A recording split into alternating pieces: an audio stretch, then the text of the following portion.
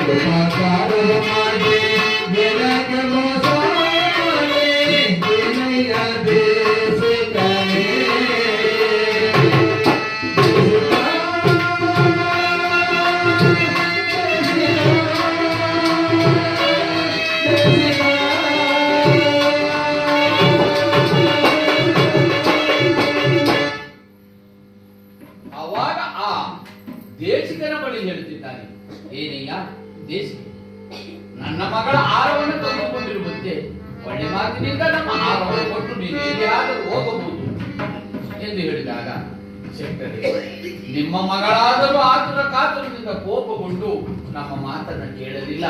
ಇಲ್ಲಿ ನಡೆದ ವಿಚಾರವೇ ಬೇರೆ, ನೀವು ಹೇಳ್ತಿರುವ ವಿಚಾರವೇ ಬೇರೆ. ಯಾವ ವಿಚಾರ? ಸತ್ಯವನ್ನು ಬಿಟ್ಟು ಅಸತ್ಯವನ್ನು ಹೇಳುವುದಿಲ್ಲ. ನಮ್ಮ ಗುರುವಿನ ಪಾದ ಸಾಕ್ಷಿಯಾಗಿ ಸತ್ಯವನ್ನು ಹೇಳುತ್ತೇನೆ ಕೇಳಿ. ಈ ಗೋಡೆಯಲ್ಲಿ ಬಂದಂತ ಚಿತ್ರ ಅಂಶಕ್ಕೆ ಜೀವ ಬಂದು ನಿಮ್ಮ ಮಗಳ ಮುತ್ತಿನ ಹಾರವನ್ನು ನುಂಗಿ ಮತ್ತೆ ಅದೇ ಗೋಡೆಯಲ್ಲಿ ಐಕ್ಯವಾದುದನ್ನ ಈ ಪಾಪಿ ನೇತ್ರದಿಂದ ನೋಡಿದರಂತೂ ಈ ಪಾಪದ ಕಾಲದಲ್ಲಿ ಉಂಟಲಿಲ್ಲ ಸ್ವಾಮಿ. ನಾನು ತತ್ವವನ್ನಲ್ಲ, ನನ್ನಲ್ಲಿ ಯಾರು ಇಲ್ಲ. ಸತ್ಯವನ್ನು ಬಿಟ್ಟು ಅಸತ್ಯವನ್ನು ಹೇಳುವುದಿಲ್ಲ. ನಂಬುವುದು ಬಿಡುವುದು ನಿಮ್ಮಿಷ್ಟ ಸ್ವಾಮಿ ಎಂಬುದಾಗಿ ಹೇಳಿದಾಗ, ಏನು ಸತ್ಯವನ್ನೇ ಹೇಳುತ್ತೇನೆ ಅಂತ ಹೇಳುತ್ತಿರುವೆ. ಗೋಡೆಯಲ್ಲಿ ಬಂದಂತ ಚಿತ್ರಕ್ಕೆ ಜೀವ ಅದ ಆಹಾರವನ್ನು ನುಂಗುವುದು ಅಂತೆ. ಏನ್ ಹೇಳ್ತಾ ಇದೆಯಾ ಮಾರಾಯ? ಇಲ್ಲ ಸ್ವಾಮಿ, ಸತ್ಯ. ಆಗ ಅವನು ಹೇಳುತ್ತಿದ್ದಾನೆ, ನೀನು ಒಳ್ಳೆ ಮಾತಿನಿಂದ ನಮಗೆ ಆಹಾರ ಕೊಡುವಂತೆ ಕಾಣುತ್ತಿಲ್ಲ. ನಮ್ಮ ಪುರವನ್ನು ಪರಿಪಾಲನೆ ಮಾಡುವಂತ ಚಂದ್ರಸೇನ ಮಹಾರಾಜರಿದ್ದಾರೆ, ಅವರಲ್ಲಿ ದೂರನ್ನು ಕೊಡುತ್ತೇನೆ. ನಾನು ಅದೇ ವಿಚಾರವಾಗಿ ಆಗ ಚಂದ್ರ ಬಂದು ಚಂದ್ರಸೇನ ಮಹಾರಾಜರಿಗೆ ದೂರನ್ನು ಕೊಡುತ್ತಾರೆ. ಆವಾಗ ಚಂದ್ರಸೇನ ತನ್ನಲ್ಲಿದ್ದ ವಿಕ್ರಮರಾಜರನ್ನ ಚಂದ್ರಸೇನ ಆಸ್ಥಾನಕ್ಕೆ ಕರೆಸಿದ್ದಾರೆ. ಆವಾಗ ಚಂದ್ರಸೇನ ಮಹಾರಾಜರು ಯಾವ ರೀತಿಯಾಗಿ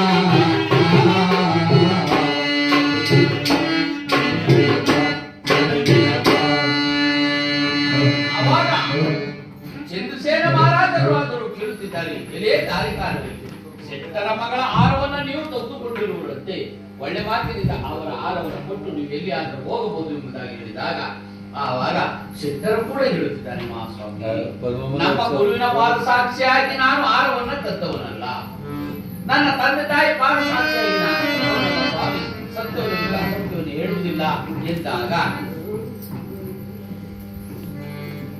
ನೋಡಲ್ಲ ಇಲ್ಲಿ 3 ಜನ ತಪ್ಪು 5 ಜನ ಮುತ್ತೈದೆಯರು ಅರಿಶಿನ ಕುಂಕುಮ ಇಕ್ಕಿ ನೀವು ಇಲ್ಲೂ ಬರ್ಬೇಕು, ನಿಮ್ಮ ಹಾಡು ಬರುತ್ತೆ.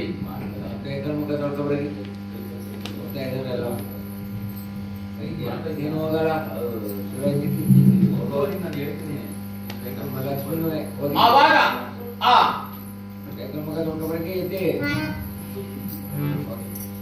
ಚಂದ್ರಸೇನ ಮಹಾರಾಜರು ಕೇಳಿದಂತಹ ಕಾಲದಲ್ಲಿ ಆ ಚಂದ್ರಸೇನ ರಾಜರು ಹೇಳುತ್ತಿದ್ದಾರೆ, ಒಳ್ಳೆ ಮಾತಿನಿಂದ ಆಹಾರವನ್ನು ಕೊಟ್ಟು ನೀನು ಎಲ್ಲಿಯಾದರೂ ಹೋಗುವುದು, ನೀನು ಮಾಡಿರುವುದು ಕಳ್ಳತನ, ನಿನಗೆ ಪ್ರಾಣ ಹಿಂಸೆ ಪಡಬೇಕಾಗುತ್ತೆ ನೀನು ಎಂಬುದಾಗಿ ಹೇಳಿದಂತಹ ಕಾಲದಲ್ಲಿ ನೀವು ಯಾವ ಇಚ್ಛೆಯನ್ನು ಕೊಟ್ಟರೂ ನಾನು ಅನುಭವಿಸಲು ಸಿದ್ಧತೆ ಹೋಗುತ್ತೇವೆ ಎಂಬುದಾಗಿ ಹೇಳಿದ್ದಾರೆ. ಆವಾಗ ವಿಕ್ರಮರಾಜರು ಚಂದ್ರಸೇನ ಮಹಾರಾಜ ಸಿಡಲು ಗರ್ಜನೆಯಂತೆ ಗರ್ಜನೆಯನ್ನು ಮಾಡುತ್ತಾರೆ.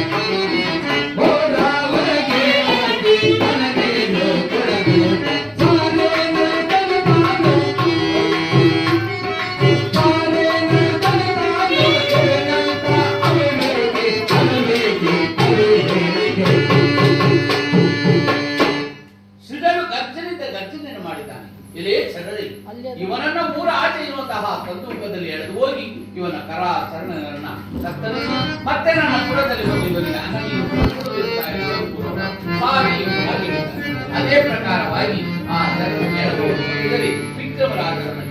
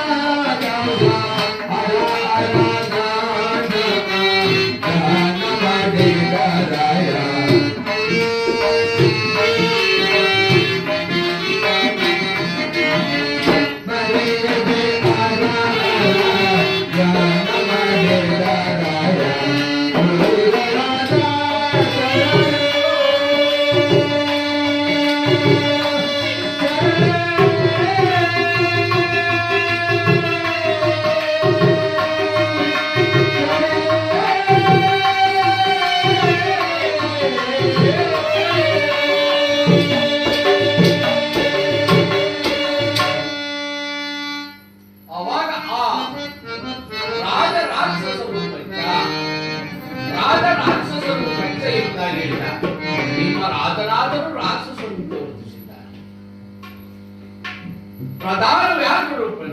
ಪ್ರಧಾನ ಅಂದ್ರೆ ವ್ಯಾಘ್ರ ಅಂದರೆ ಸಿಂಹ ರೂಪದಲ್ಲಿ ವರ್ತಿಸಿದ್ದಾನೆ. ಅದು ಅಲ್ಲದೆ ಪರಿವಾರವೆಲ್ಲವೂ ಶ್ವಾನ ರೂಪಂಚ. ಪರಿವಾರ ಅಂದರೆ ನೀವು ನಿಮ್ಮ ರಾಜ ಹೇಳಿದಂತೆ ನೀವು ನಡೆದುಕೊಂಡು ಯಥಾರಾಜ ತಾಪಿತ ಅಂದರೆ ನಿಮ್ಮ ರಾಜನಿಗೂ ಹೇಳಿದಾಗ ಕ್ರೂರರಾದ ದಯಾ ದಾಕ್ಷಿಣ್ಯವಿಲ್ಲದೆ ಎಳೆದು ತಂದಿದ್ದಾರೆ ಕಂದೂಕದ ಬಳಿ. ಎಳೆದು ತಂದಂತಹ ಕಾರ್ಯಕ್ಕನುಗುಣವಾಗಿ ಆ ಕಂದೂಕದಲ್ಲಿ ಕಾಲು ಬಂಡೆ ಮೇಲೆ ಕಲ್ಲು ಮೇಲೆ ಕೂರಿಸಿ ಅವರು ಕಾಲು ಜಾವ ಅವರಿಗೆ ಇರಪ್ಪ ಕಾಲು ಜಾವ ಸಮಯವನ್ನು ಕೊಟ್ಟು ನೀನು ನಿಮ್ಮ ಮನೆದೇವರನ್ನ ನಿಮ್ಮ ಕುಲದೇವರನ್ನ ನೆನೆದಿರುವೋ ನಿನ್ನ ಕರಾಚರಣಗಳನ್ನು ಖಂಡಿಸುತ್ತೇವೆ ಎಂಬುದಾಗಿ ಹೇಳಿದಾಗ ಅದೇ ಪ್ರಕಾರವಾಗಿ ನೆನೆದುಕೊಂಡಿದ್ದಾರೆ. ಆಗ ಕ್ರೂರರಾದ ಶರರು ದಯಾ ದಾಕ್ಷಿಣ್ಯವಿಲ್ಲದೆ ಅರಿತವಾದ ಕಟ್ಟಿನಿಂದ ಒಂದೇ ಏಟಿಗೆ ವಿಕ್ರಮರಾಜರ ಕೈಕಾಲುಗಳನ್ನು ಕೈಹಿಡಿಯುವುದಾಗಿ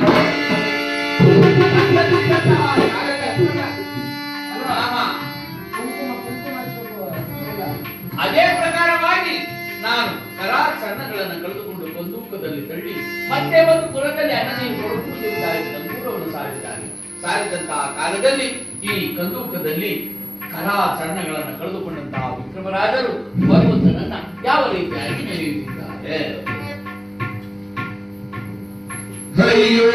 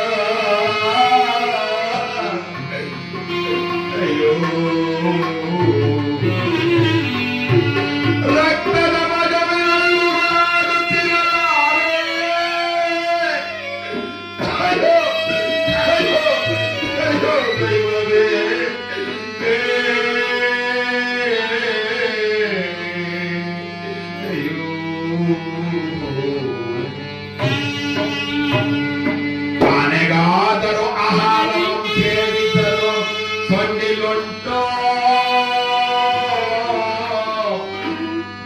ಈ ಪಾಪಿಯು ಮಾಡಿದ ಅಪರಾಧಕ್ಕೆ ಕರಚರಣೆಗೆ ಅಂತರಿಸಿದೆಯೋ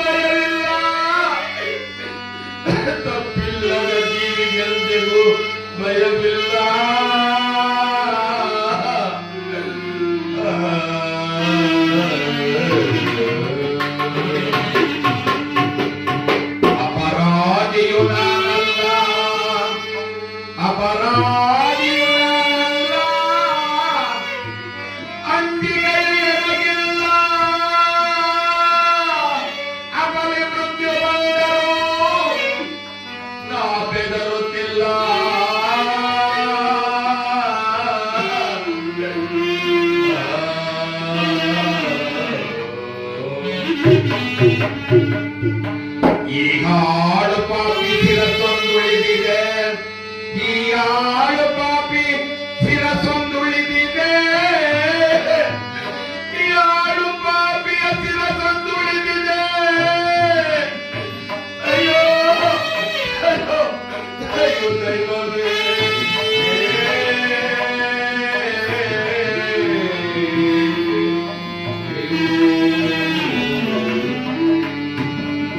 ಕಲಿಪುರುಷ ಕಾಗವಾಹನ ಸೂರ್ಯತನಯ ಜಯಾನಂದನ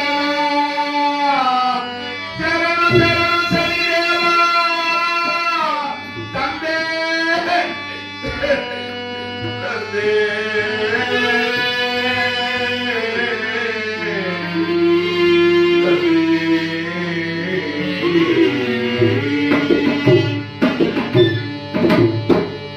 ಬೇಗನೆ ಬಾರಯ್ಯ ಶನಿದೇವ ಬೇಗುವೆ.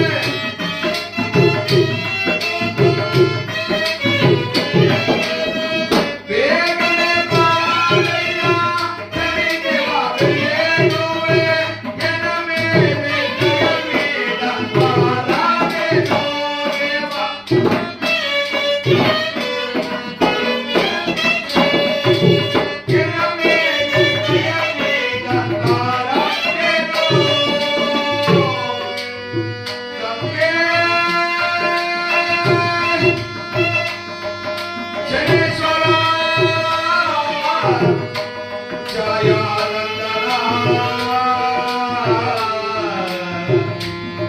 ಶರಣು ಶರಣು ಶನಿದೇವ.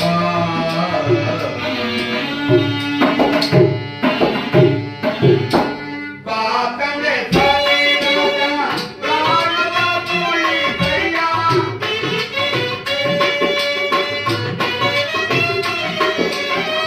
ಬಾತನೆ ಸನಿರಾಜ ಪ್ರಾಣವ ಉಳಿಸಯ್ಯ. ಬೇಗನೆ ಬಾರಯ್ಯ ಬೇಗುವೆ.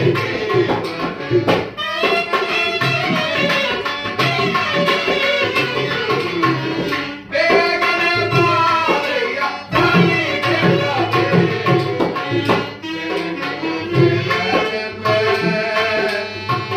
ಕಲಿಪುರುಷ ಕಾಗವಾಹನ ಶರಣು ಶರಣು ಶನಿದೇವ. ಶರಣು ಶರಣು ಸೂರ್ಯತನಯ ತಂದೆ.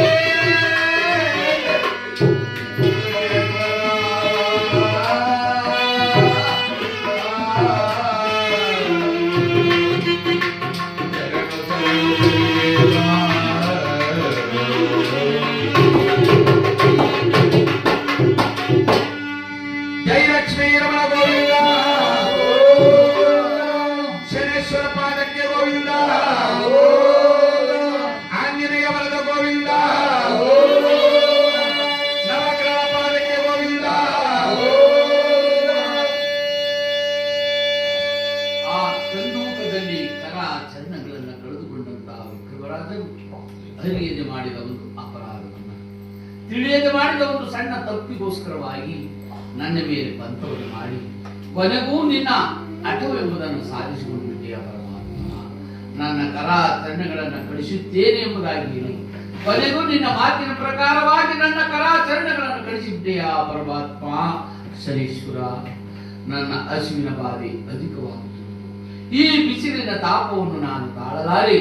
ಈ ಹಸಿ ಗಾಯದ ಉರಿ ಗಾಳಿಯನ್ನು ನಾನು ತಾಳಲಾರೆ. ಬಾ ತಂದೆ ಬಾ.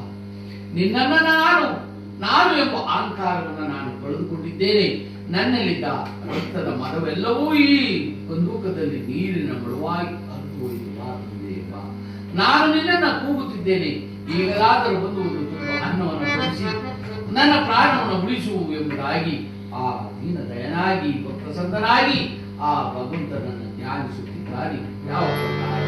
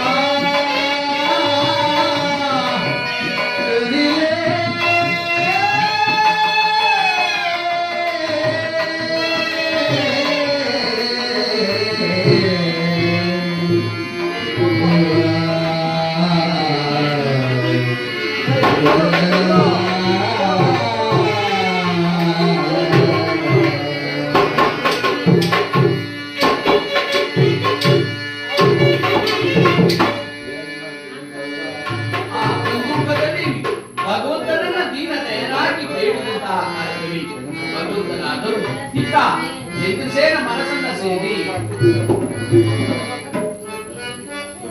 ಚಂದ್ರಸೇನ ಮನಸ್ಸಿನಲ್ಲಿ ಒಂದು ಸೇರಿ ಅನ್ನ ನೀರು ಕೊಡುವಂತೆ ನೆರವನ್ನ ಕರೆಸಿ ಗಂಗೂರವನ್ನು ಸಾಧಿಸುತ್ತಾನೆ. ಆ ಗಂಗೂರ ಪ್ರಕಾರವಾಗಿ ಪುರಜನರು ಅನ್ನ ನೀರನ್ನು ತಂದು ಕೊಡುತ್ತಿದ್ದಾರೆ. ಅನ್ನ ನೀರನ್ನು ಕೊಡುವಂತಹ ಸಮಯಕ್ಕೆ ಅನುಗುಣವಾಗಿ ಅದು ಎಲ್ಲ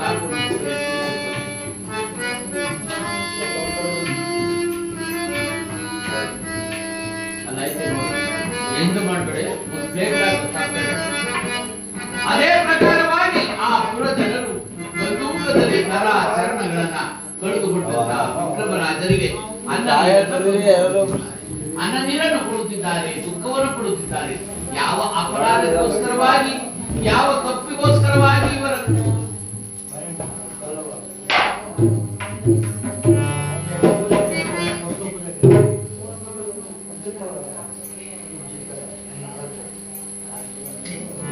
ಆಯ್ತಾ ಮಾತಾಡಿ.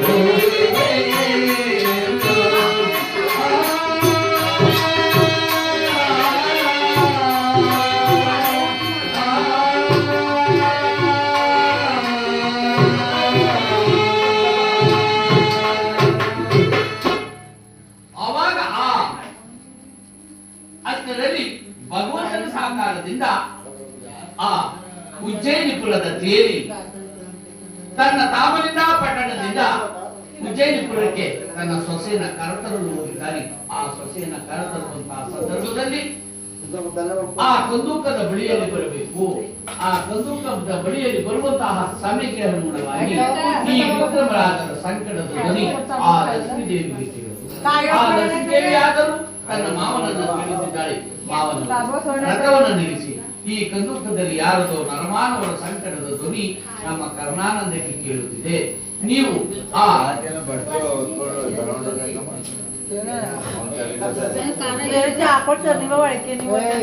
ಅದೇ ಪ್ರಕಾರವಾಗಿ ಹೇಳಿದಂತಹ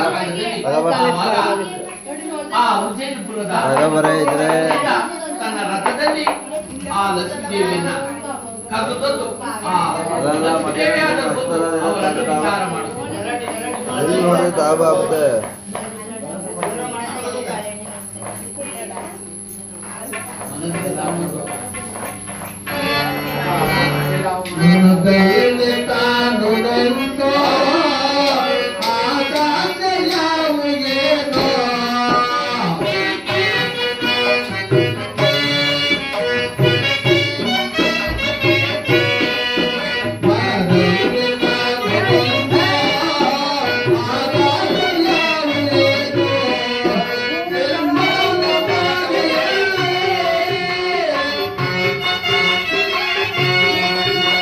Oh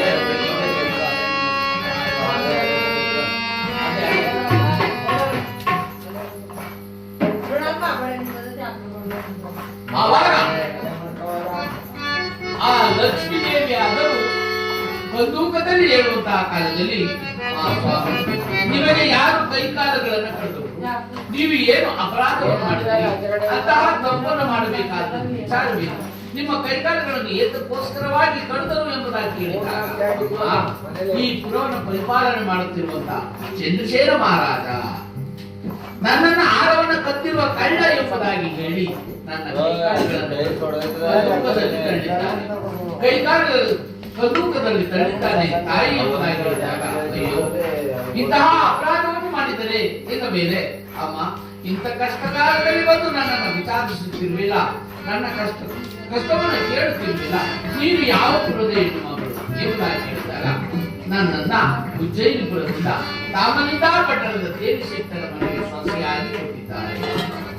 ನನ್ನನ್ನು ಸೊಸೆಯಾಗಿ ಕೊಟ್ಟಿದ್ದಾರೆ ತೇರಿಶೆಟ್ಟರ ಮನೆಗೆ ಎಂದು ಹೇಳಿದಾಗ, ಅಮ್ಮ ನನ್ನ ಉಜ್ಜಯಿನಿಪುರದ ಹೆಣ್ಣು ಮಗಳೇ, ಏನು ನನ್ನ ಉಜ್ಜಯಿನಿಪುರ ಎಂಬುದಾಗಿ ಹೇಳಿದ್ರಲ್ಲ, ನೀವು ಯಾರು, ನಿಮಗಿಂತ ವಿಚಾರವಾಗಬೇಕಾದ್ರೆ ಏನು ಕಾರಣ, ನೀವು ಸತ್ಯವಾಗಿ ನನ್ನ ಕೂಡ ವಿಚಾರವನ್ನು ಹೇಳಿ ಎಂಬುದಾಗಿ ಕೇಳಿದಾಗ, ಅಮ್ಮ ಸತ್ಯವನ್ನು ಹೇಳುತ್ತೇನೆ ಕೇಳಿ, ಉಜ್ಜಯಿನಿಪುರವನ್ನು ಪರಿಪಾಲನೆ ಮಾಡುತ್ತಿದ್ದಂತ ರಾಜವಿಕ್ರಮ ನಾನೇ ತಾಯಿ. ಆಗ ಆ ಲಕ್ಷ್ಮೀದೇವಿ ಆದರೂ, ಅಯ್ಯೋ ನನ್ನ ದೇಶದ ದೊರೆ, ನನ್ನ ದೊರೆ, ನಿಮಗಿಂತಹ ಕಷ್ಟ ಬರಬಹುದೇ ಇದ್ದಾಗ ಆ ಭಗವಂತನಾದಂತಹ ಸನ್ನಿಸುರನ ಕೂರ ದೃಷ್ಟಿಯಲ್ಲಿ ಸಿಲುಕಿ ನನ್ನನ್ನ ಪುರವನ ಬಿಡಿಸಿ ನನ್ನನ್ನು ಕಳ್ಳನಾಗಿ ಏಳಿಸಿ ನನ್ನ ಕೈಕಾಲುಗಳನ್ನು ಕತ್ತರಿಸಿದ ಆ ಭಗವಂತನ ಕೂರ ದೃಷ್ಟಿಯಮ್ಮ ಯಾರದು ಅಪರಾಧವಲ್ಲ ಎಂಬುದಾಗಿ ಹೇಳಿದಾಗ, ಆಗಾದ ಮೇಲೆ ಆ ಉಜ್ಜಯಿನಿಪುರದ ವಾರ್ತೆಯನ್ನು ತಂದು ನನ್ನ ಕರ್ಣಾನಂದಕ್ಕೆ ಕೊಟ್ಟಿದ್ದಕ್ಕೆ ನಿನಗೇನನ್ನ ಕೊಡಲಿ ಎಂಬುದಾಗಿ ಆಗ ಹೇಳುತ್ತಿದ್ದಾರೆ. ವಿಕ್ರಮರಾದರು ನಿನಗೆ ಒಂದು ಆಶೀರ್ವಾದವನ್ನು ಮಾಡುತ್ತೇನೆ, ಆಶೀರ್ವಾದವನ್ನು ನೀನು ಪಡೆದುಕೋತಾ ಎಂಬುದಾಗಿ ಹೇಳಿದ್ದಾರೆ. ಯಾವ ಆಶೀರ್ವಾದ? ಮುತ್ತು ಹೊಯ್ಯುತನ, ಮುತ್ತೈದೆತನ, ನಿನಗೆ ಶಾಶ್ವತವಾಗಿ ನಿನ್ನಲ್ಲಿ ಹೋಗುತ್ತಾ ಎಂಬುದಾಗ ಆಶೀರ್ವಾದವನ್ನು ಮಾಡಿದ್ದಾರೆ. ಮುತ್ತು ಹೊಯ್ದು ಮುತ್ತೈದೆ, ಮುತ್ತೈದೆ ಅಂದ್ರೆ 5 ಮುತ್ತು ನಿಮ್ಮಲ್ಲಿ ಅಡಕವಾಗಿದೆ. ಯಾವ್ಯಾವ?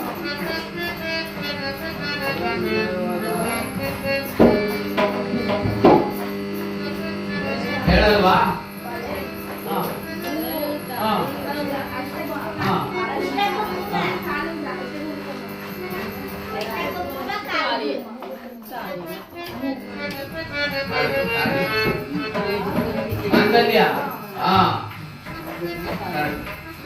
ಆತರ ವಿಚಾರವಾಗಿ ಹೇಳಿದಂತಹ ಕಾಲದಲ್ಲಿ ಆ ಮುತ್ತೈದೆ ತನ್ನ ಆಶೀರ್ವಾದವನ್ನು ಪಡೆದು ಬಂದಿದ್ದಾರೆ.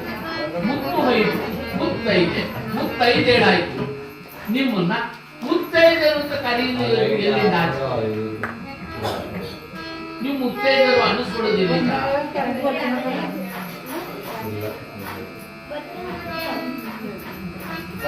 ಮುತ್ತೈದೇವರು ಅನ್ನೋದು ಎಲ್ಲಿಂದ ಅಂತ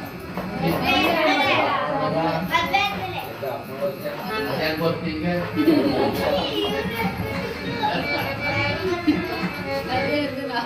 ಅವಾಗ ಮುತ್ತು ಹೊಯ್ದು ಎಂಬ ಆಶೀರ್ವಾದವನ್ನು ಪಡೆದು ಮಾವನ ಬಳಿ ಬರ್ತಿದ್ದಾರೆ. ಆವಾಗ ಬಂದು ಹೇಳುತ್ತಿದ್ದಾಳೆ, ಮಾವನವರೇ ಆ ಕಂದೂಕದಲ್ಲಿರುವವರು ಯಾರು? ಅವರೇ ನಮ್ಮ ಉಜ್ಜಯಿನಿ.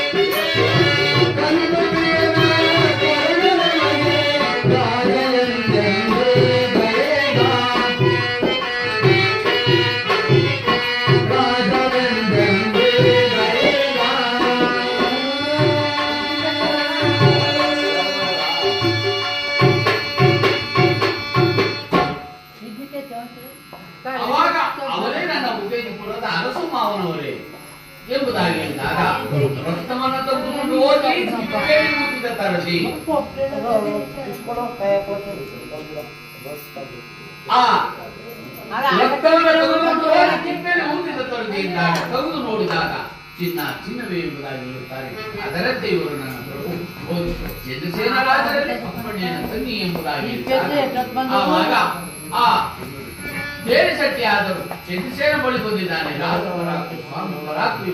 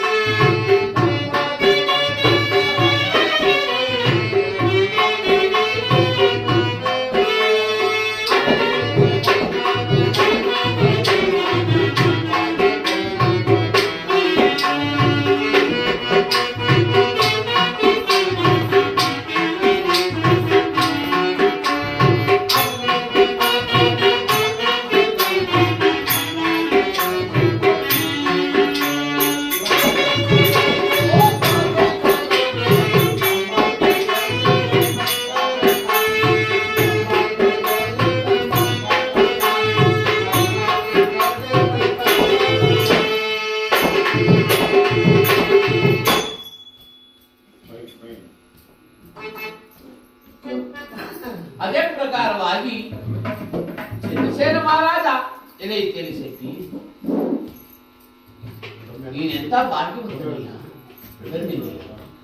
ನಿನಗೆ ಅಪ್ಪಣೆಯನ್ನು ಕೊಟ್ಟಿದ್ದೇನೆ, ಕರ್ತು ನಿಮ್ಮ ಮನೆಯಲ್ಲಿ ಅನುಸರಿಸು ಎಂದು ಹೇಳಿದ್ದಾರೆ. ಅದೇ ಪ್ರಕಾರವಾಗಿ ಮಾವ ಮತ್ತು ಸೊಸೆಯರು ಸೇರಿ ಕಂದೂಕದಲ್ಲಿದ್ದಂತ ಆ ಕೈಕಾಲುಗಳಿದ್ದಂತ ವಿಕ್ರಮರಾಜರನ್ನ ತಂದು ಪಾಲಕಿಗೆ ಕೂರಿಸಿ ಕರ್ತಂದು ಹೇಳುತ್ತಿದ್ದಾರೆ. ಇನ್ನು ಮುಂದೆ ನಮ್ಮ ಮನೆಯಲ್ಲಿ ನೀವು ಸುಖ ಬೋಧನವನ್ನು ನಡೆಸಿ ಆನಂದವಾಗಿ ಹೇಳಬಹುದು ಎಂಬುದಾಗಿ ಆವಾಗ ವಿಕ್ರಮರಾಜರು ನಿಮ್ಮ ಮಾತನ್ನ ಕೇಳಿ ನನ್ನ ಮನಸ್ಸಿಗೆ ಬಹಳ ಆನಂದವಾಯಿತು. ಕೇಳೆಯ ಸ್ತ್ರೀ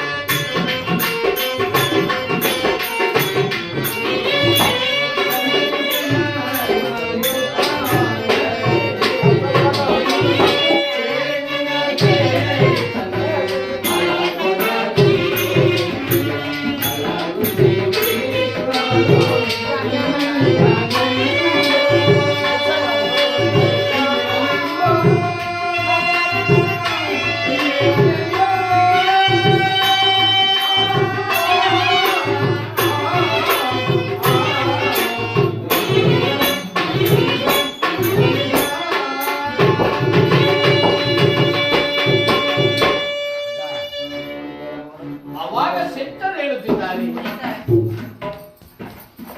ಕೇಳಯ್ಯ ಶೆಟ್ಟರೇ, ಕಳಗುಂದಿ ವಿಕ್ರಮನು ಇಲ್ಲಿದ್ದಾರೆ ಎಂಬ ವಿಚಾರವನ್ನು ಯಾರ ಕೂಡ ಹೇಳಬಹುದು. ನಾವು ಮಾಡಿದಂತಹ ಕರ್ಮ ಅಳಿಯುವವರಿಗೆ ಮರ್ಮದಿಂದಿರಬೇಕು.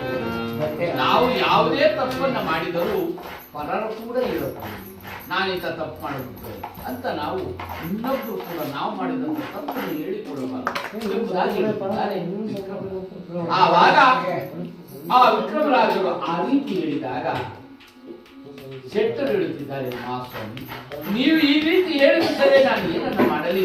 ನಮ್ಮ ಮನೆಗೆ ನಮ್ಮ ಕುಲ ಜನರು ಮತ್ತು ಅಕ್ಕಪಕ್ಕದ ಗ್ರಾಮದ ಜನರು ಎಲ್ಲರೂ ಎಣ್ಣೆಯನ್ನು ಆಡಿಸಿಕೊಳ್ಳಲು ತೆಗೆದುಕೊಂಡು ಹೋಗುತ್ತಾರೆ, ಬರುತ್ತಾರೆ. ಅವರು ಇವರ್ಯಾರು ಎಂಬುದಾಗಿ ಕೇಳಿದಾಗ ನಾನು ಏನೆಂಬುದಾಗಿ ಉತ್ತರಿಸಲಿ?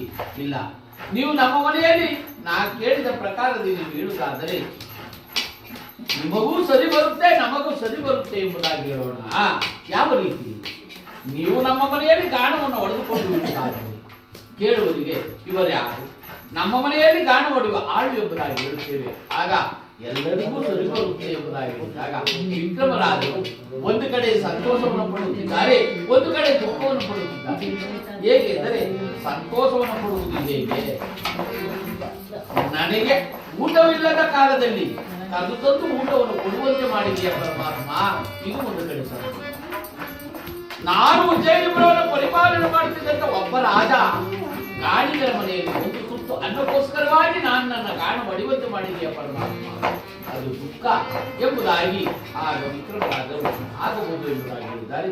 ಆಗ ಒಂದು ಮಂಡುಗೈಗೆ ಬಸವಣ್ಣ ಹಗ್ಗವನ್ನು ಕಟ್ಟಿ, ಒಂದು ಮಂಡುಗೈಗೆ ಬಸವಣ್ಣನ ಚಾವಟಿಯನ್ನು ಕಟ್ಟಿ ಆ ವಿಕ್ರಮರಾಜರನ್ನು ಮೇಲೆ ಕೂಡಿಸಿದ್ದಾರೆ. ಲೋ ತಾಯಿ, ನೀನು ಬಾ, ಅವ್ರೇನು ಮಾಡುತ್ತಿದ್ದಾರೆ. ಆ ತುಪ್ಪದ ಬತ್ತಿ ತಕೊಂಡು ಆ ಒಂದು ಇದು ತಗೊಂಡು ಆಗ್ಲ ಇರೋದು ಒಂದು ಪ್ಲೇಟ್, ಇಲ್ಲಿ ಪ್ಲಾಸ್ಟಿಕ್ ಅದಲ್ಲ ಆ ಥರ ಪ್ಲೇಟ್ ಸ್ಟೀಲ್ ಸರಿ, ಸ್ಟೀಲ್ ಆಗ್ತಾರೆ. ಆಮೇಲೆ ಇಲ್ಲಿ ತಟ್ಟೆ ನೀರು ಕೂರ್ತೀನಿ, ಆ ದೊಡ್ಡ ತಟ್ಟೆ ತಗೋ, ಒಂದು ಪ್ಲೇಟ್ ತಗೋ,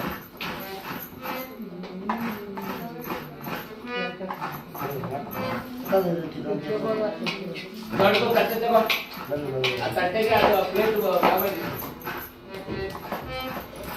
ಆವಾಗ ಆ ವಿಕ್ರಮರಾಜರನ್ನ ಗಾಣದ ಮೇಲೆ ಕೂರಿಸಿದ್ದಾರೆ.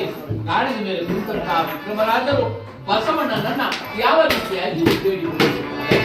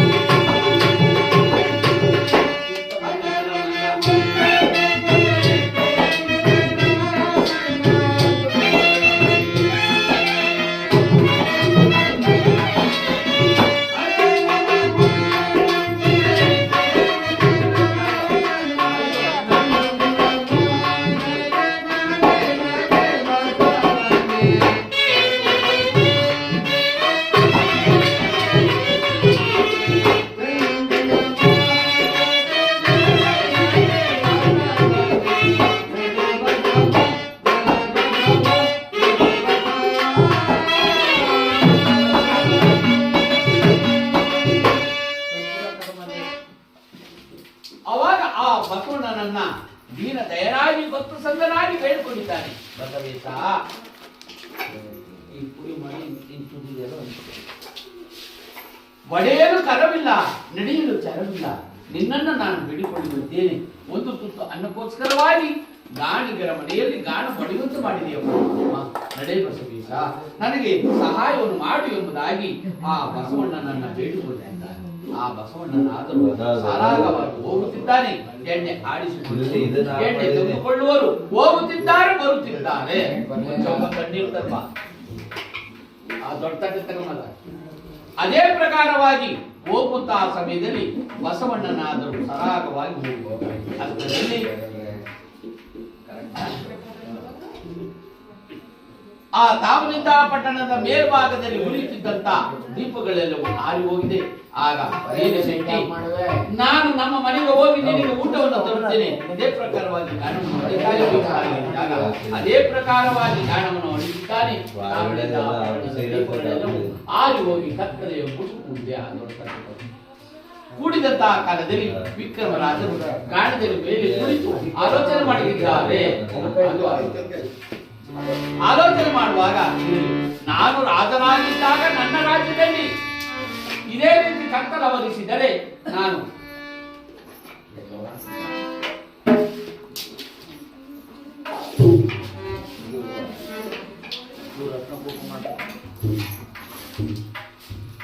ಅದೇ ದೀಪಕವನ್ನು ರಾಗವನ್ನು ಆಡಿದರೆ ನನ್ನ ಪಟ್ಟಣದಲ್ಲಿ ದೀಪಗಳೆಲ್ಲೂ ಹತ್ತು ಉರಿಯುತ್ತಿದ್ದವು. ಈಗ ಅಂತಹ ರಾಗವನ್ನು ನಾನು ಆಡುತ್ತೇನೆ. ನನ್ನಲ್ಲಿ ಸತ್ಯವಿದ್ದರೆ ದೀಪಗಳು ಹತ್ತು ಉರಿಯಲಿ ಎಂಬುದಾಗಿ ಹೇಳಿದ್ದಾರೆ. ಆವಾಗ ಅದೇ ಪ್ರಕಾರವಾಗಿ ಗಾನದ ಮೇಲೆ ಕುಳಿತಿದ್ದಾರೆ. 5 ಜನ ಮುತ್ತೈದರು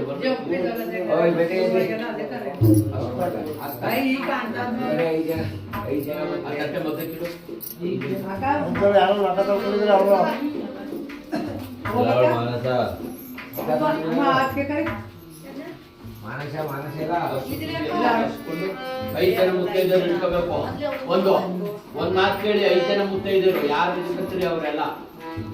ಅಲ್ಲಿ ತಾಮ್ಲಿಂದ ಪಟ್ಟಣ ಕತ್ಲಾಗಿದೆ, ಇಲ್ಲಿ ದೀಪ ಬೆಳಿಬೇಕು, ಅಲ್ಲಿ ಪಟ್ಟಣ ಬೆಳಕಾಗ್ಬೇಕು ಅಂದ್ರೆ ನೀವು 5 ಜನ ಮುತ್ತೈದರು ಇಲ್ಲಿ ತಲಾ 100 ರೂಪಾಯಿ ಹಿಡಿದು ಕುಂಭದಂತ್ರ ಇಟ್ಟು ಈ ಮಂಗಳಾರತಿ ಮಾಡಿ ಈ ದೀಪ ಹಸಿದ್ರೆ ಅಲ್ಲಿ ಪಟ್ಟಣ ಬೆಳಕಾಗುತ್ತೆ. ಇಲ್ಲಿ 100 ರೂಪಾಯಿ ಅಲ್ಲಿ ಮಂಗಳಾರತಿ ಮಾಡಿ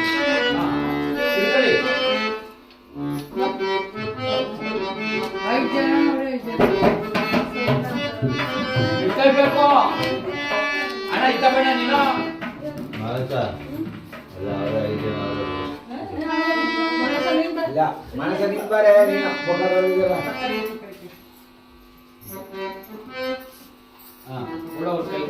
ನೀನು ಇಟ್ಕೋ. ಐದಾಳು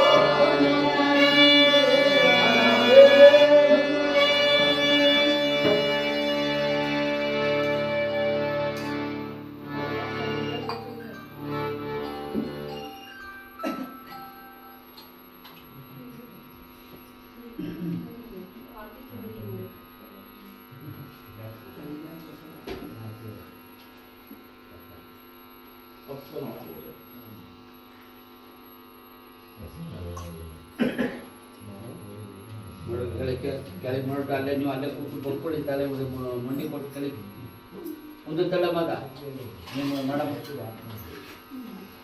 ನೀವು ಅಲ್ಲೇ ಬಕ್ಕಳು ಹೆಂಗೆ ಮಂಡಿ ಕುಡ್ದು ಹಂಗೆ ಬಕ್ಕಳು ಅವ್ರು ಕುಸ್ತಿ ಹಾಕಿ ನಿಧಾನಕ್ಕೆ ಹಾಕಿ.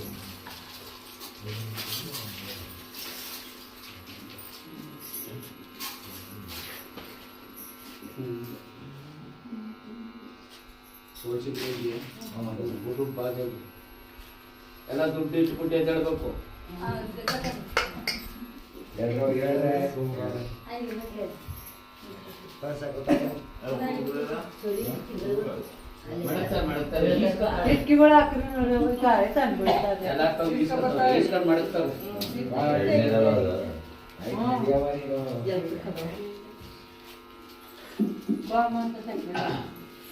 ಅದೇ ಪ್ರಕಾರವಾಗಿ ಆ ದೀಪಕಮಲ ರಾಗವನ್ನ ಆಡುತ್ತಿದ್ದಂತೆ ಆ ಪಟ್ಟಣದಲ್ಲಿ ಎಲ್ಲಾ ದೀಪಗಳು ಹತ್ತು ಉರಿಯಲು ಪ್ರಾರಂಭವಾದವು. ಆವಾಗ ಒಂದು ಕಂಬದ ಮಾಡಿ ಮೇಲಿದ್ದಂತಹ ಪದ್ಮಾವತಿ ಹೊರಭಾಗ್ಯಕ್ಕೆ ಬಂದು ನೋಡುತ್ತಿದ್ದಾಳೆ. ಅಲ್ಲಿ ಮಾಡೋದು ನಿಮ್ಮ ತಂದೆ ತಾಯಿ ನಮಸ್ಕಾರ. ಆ ಪ್ರಕಾರವಾಗಿ ನೋಡಿದಂತಹ ಕಾಲದಲ್ಲಿ ನಮ್ಮ ಪಟ್ಟಣವಾದರೂ ಕತ್ತಲಿಂದ ಕೂಡಿದಂತ ಪಟ್ಟಣ ಬೆಳಕಾಗಬೇಕಾದರೆ ತನ್ನಲ್ಲಿದ್ದ ಬರಮಾಡಿ ಇವರು ಎಲ್ಲಿ ರಾಗವನ್ನು ಆಡುತ್ತಿದ್ದಾರೆ ಅವರನ್ನು ನನ್ನ ಅಂತಃಪುರಕ್ಕೆ ಕದ್ದು ತನ್ನಿ ಎಂಬುದಾಗಿ ಹೇಳಿದ್ದಾರೆ.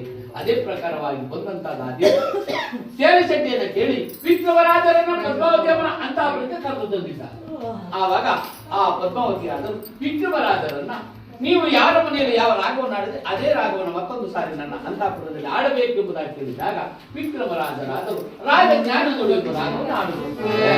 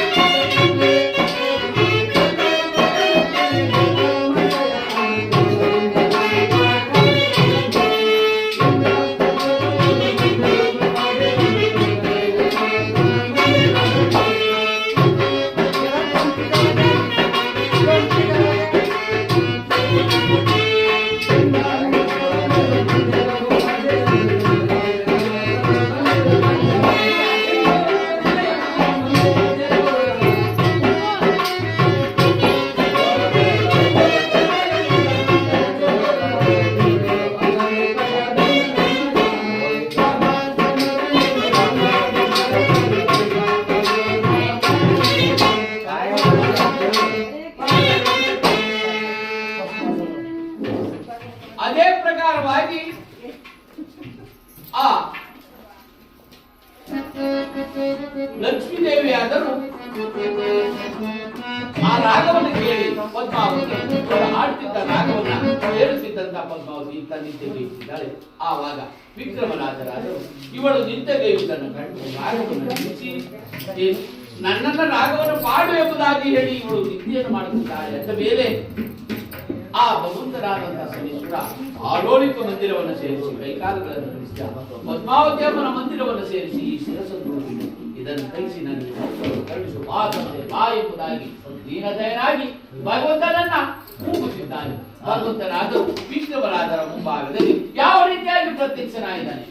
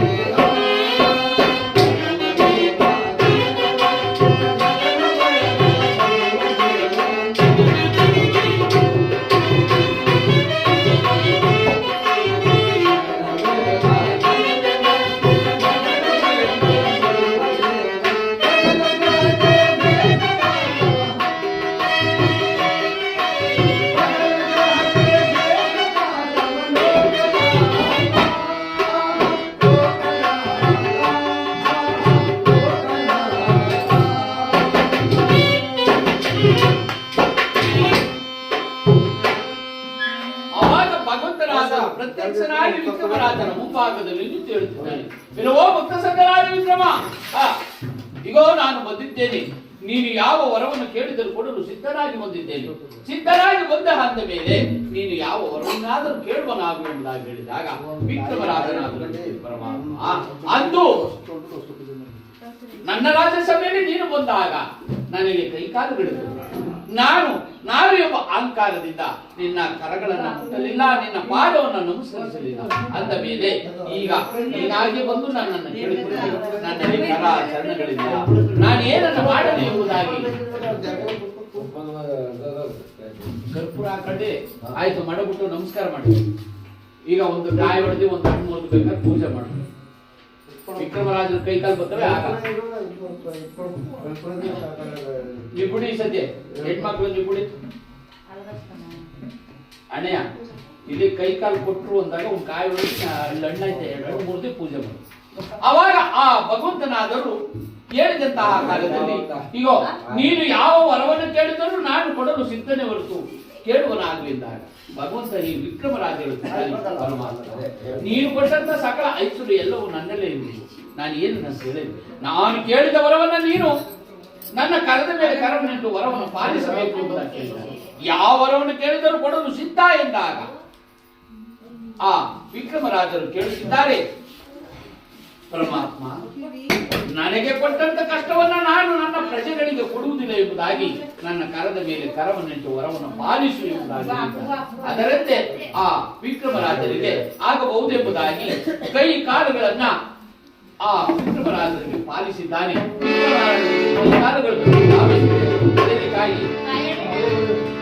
ಕೈ ಕಾಲುಗಳು ಬಂದಿದ್ದಾವೆ. ವಿಕ್ರಮರಾಜರು ಎದ್ದು ನಿಂತಿದ್ದಾರೆ. ಆಗ ವಿಕ್ರಮನ ಕರದ ಮೇಲೆ ಭಗವಂತನಾದ ಪ್ರಸನ್ನೇಶ್ವರ ಕರವನ್ನು ಹೇಳುತ್ತಿದ್ದಾನೆ, ಎಲ್ಲೋ ಭಕ್ತ ಸಂಗರಾಜ ವಿಕ್ರಮ, ನಿನಗೆ ಕೊಟ್ಟಂತ ಕಷ್ಟವೇ ಮಹಾ ದೊಡ್ಡದೆಂದು ಭಾವಿಸಬೇಡ. ನೀನು ಪದೇ ಪದೇ ಅದೇ ವಿಚಾರವನ್ನೇ ಹೇಳ್ತಿರಬೇಡ. ನಾನು ಹೇಳ್ತೇನೆ ಕೇಳು. ನಾನು ನನ್ನ ಗುರುವನ್ನೇ ಬಿಟ್ಟವನಲ್ಲ.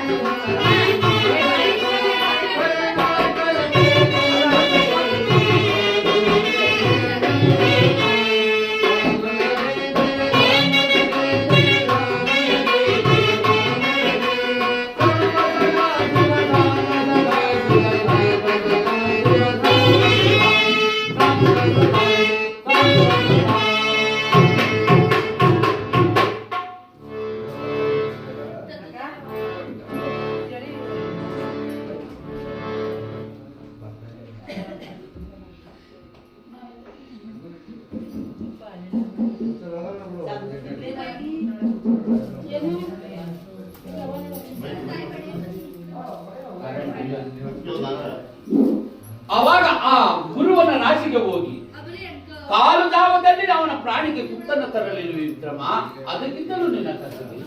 ಅದು ಅಲ್ಲದೆ ನಾನು ಶಿವನ ರಾಶಿಗೆ ಹೋದಂತ ವಿಚಾರವನ್ನು ಹೇಳುತ್ತೇನೆ.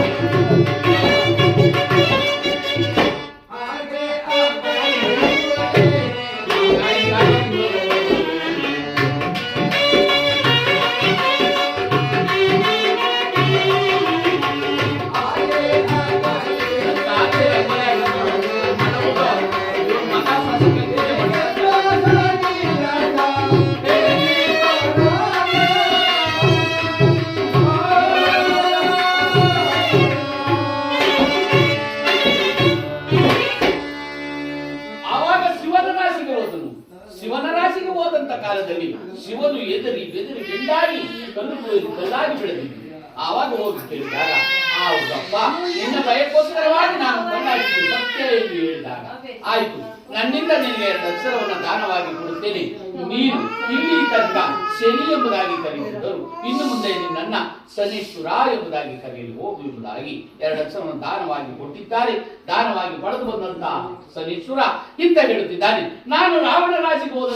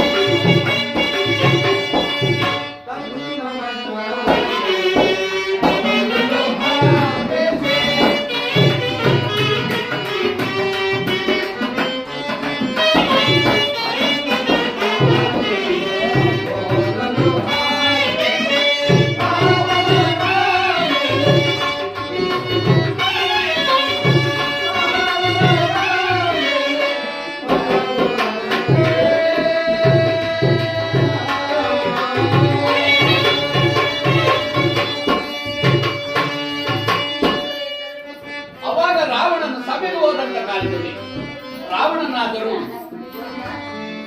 ಆ 9 ಜನ ನವಗ್ರಹಾದಿಗಳನ್ನು ಮೆಟ್ಟಲಾಗಿ ಮಾಡಿಕೊಂಡು ದಿಗ್ವಿಜಯನ ಸಾಧಿಸುತ್ತಿದ್ದಂತಹ ರಾವಣೇಶ್ವರ ಅವಾಗ ನಾಗಮಾತ್ಮರು ಹೋಗಿ ಆ ನಾಗರು ಹೇಳುತ್ತಿದ್ದಾರೆ ರಾವಣನಿಗೆ,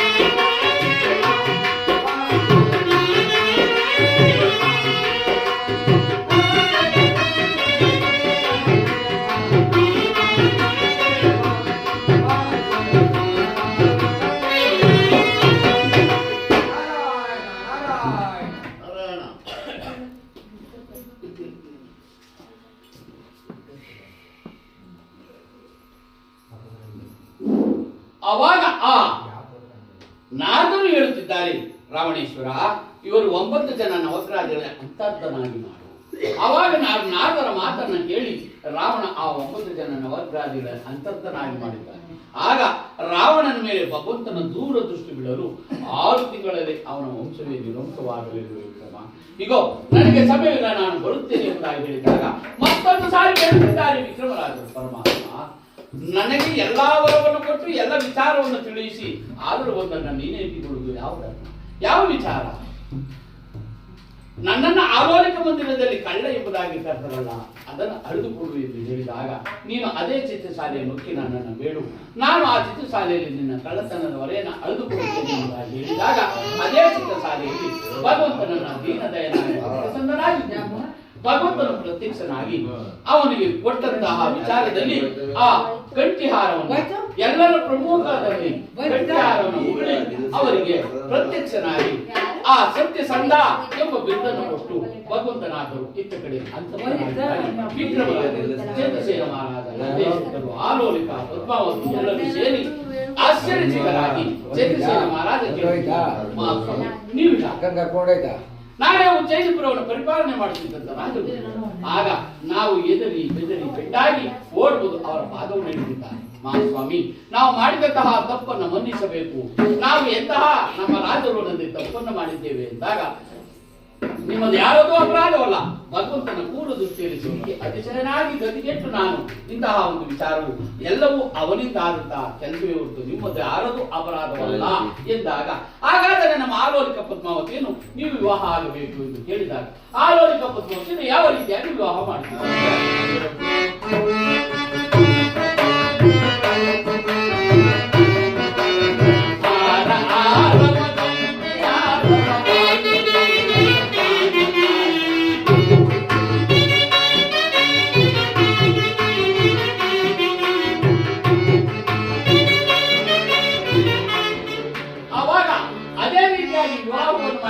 ವಿವಾಹವನ್ನು ಮಾಡಿಕೊಂಡಂತ ವಿಕ್ರಮರಾಜರು ಶಿವಾಲಯಕ್ಕೆ ಹೋಗಿ ಶಿವನಿಗೆ ಒಂದು ಪೂಜೆಯನ್ನು ಕೊಟ್ಟು ಮತ್ತೆ ಅದೇ ಚಿತ್ರಶಾಲೆಗೆ ಬಂದು ಆಲೋಲಿಕ ಪದ್ಮಾವತಿ ಬರಮಾಡಿ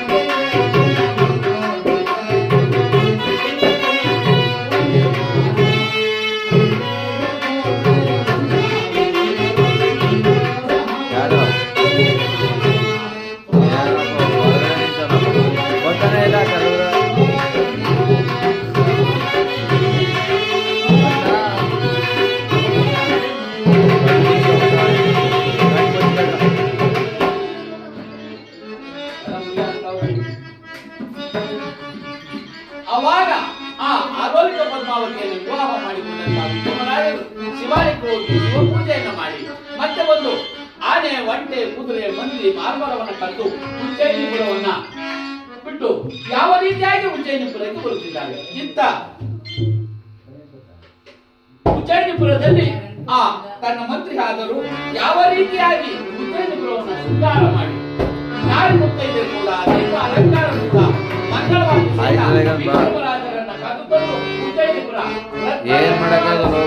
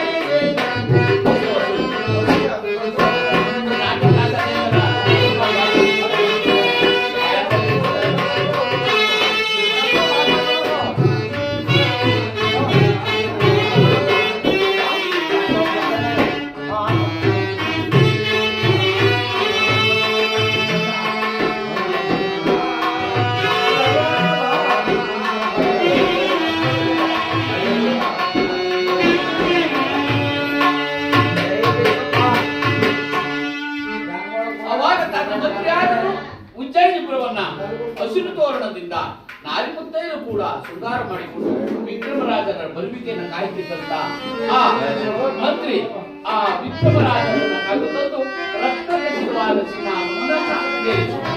ರಕ್ತಗಲಿತವಾದ ಸಿಂಹಾಸನವನ್ನು ಏರಿದಂತ ವಿಕ್ರಮರಾಜರು ಯಾವ ರೀತಿಯಾಗಿ ರಾಜದರ್ಬಾರವನ್ನು ಮಾಡುತ್ತಿದ್ದಾರೆ.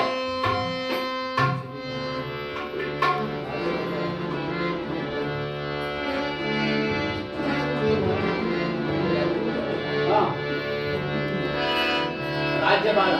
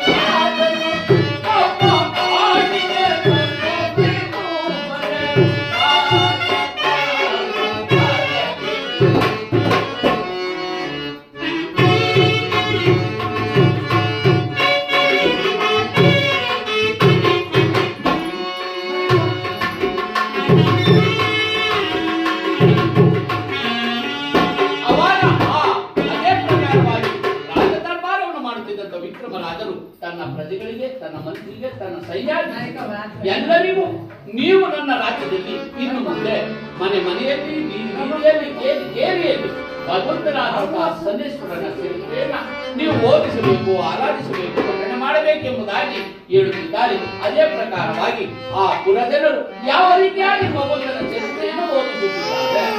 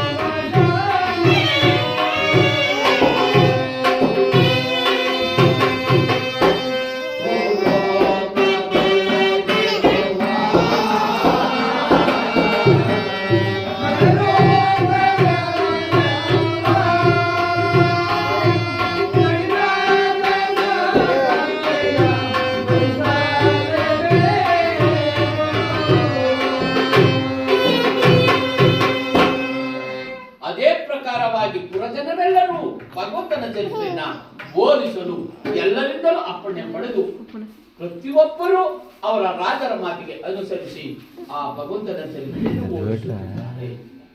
ಇಲ್ಲಿಗೆ ರಾಜವಿಕ್ರಮ ಅಥವಾ ಶನಿಪ್ರಭಾವ ಎಂಬ ಕಥಭಾಗ ಮುಕ್ತಾಯವಾಗಿದೆ.